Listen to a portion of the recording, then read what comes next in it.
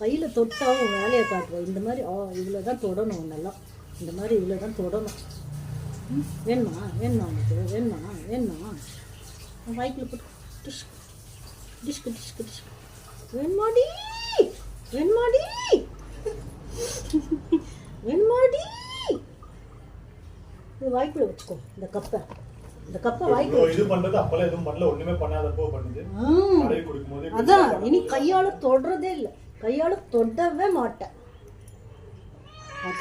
ஆமா, கையால தொட்டனா கேளுடா, டங்கு டங்குன்னு சத்தம் கேளு.